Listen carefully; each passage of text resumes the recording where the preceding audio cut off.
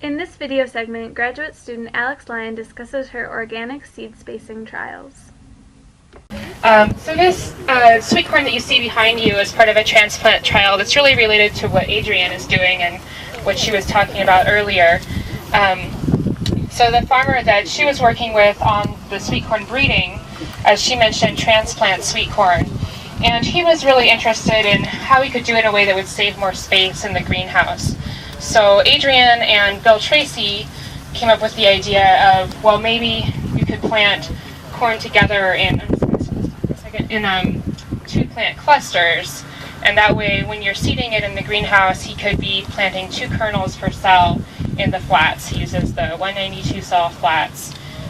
So that way he would use up half the space in the greenhouse, and then when they're transplanted to the fields, you have these 2 plants together, and with adjusting the spacing, giving it a wider spacing, maybe you'd still have the same or comparable yields because you still, you take care of some of those crowding issues.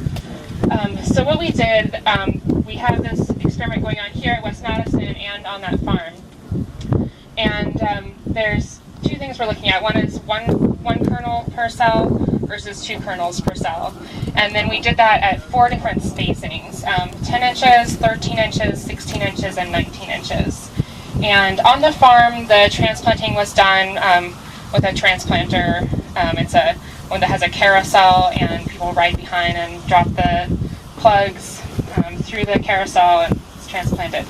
Here we did it by hand. So you can walk through here, and you'll notice that some of the plots have 2 plants growing together, and some have single plants and single plants, and you'll see the different spacings. We harvested the corn on the farm yesterday, and we're going to be harvesting soon here. It was planted on May 27th. So when we harvest, we're taking a stand count. We're looking at the height to the tassel and the height to the top ear. Then we're counting the number of marketable ears, and then we're looking at ear weight and ear length and diameter, and the tip fill at the end of the corn. So it's pretty straightforward. Do you have any questions about it right now? Yeah, why did you plant so late? Usually the tendency to do this is try to get on the market as quick as possible. Wouldn't you be putting that in the ground about Why did we plant so late? real early May or late April? This was based on what this farmer, he does several plantings of sweet corn. Yeah. So this was, I think, one of the middle, or was it the last? This was his 3rd succession. He does 6 weeks in a row. He plants What was the every week. first day he planted out in the field? His first planting is the first week of May, and he plants through mid-June. Okay. So we chose this date just because he's really interested in this data and finding out what is the best spacing.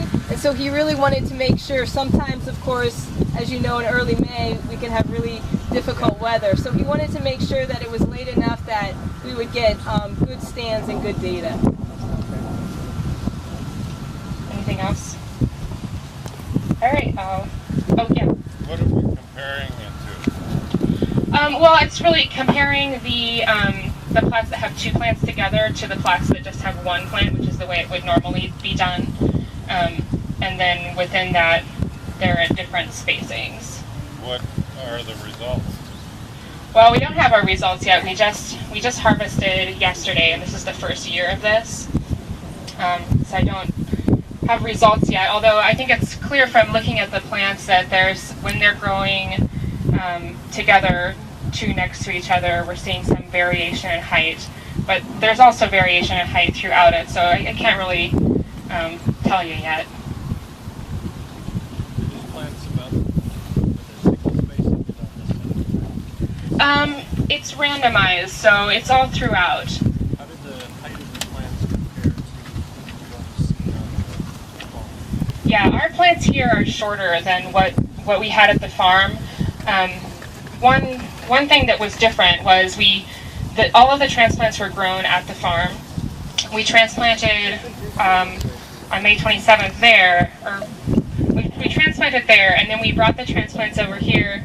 We were having some weather issues, and so we didn't get to plant them right away here, and those transplants sat a little longer before they got transplanted to the field here, so they were a little worse for the wear when we got them in.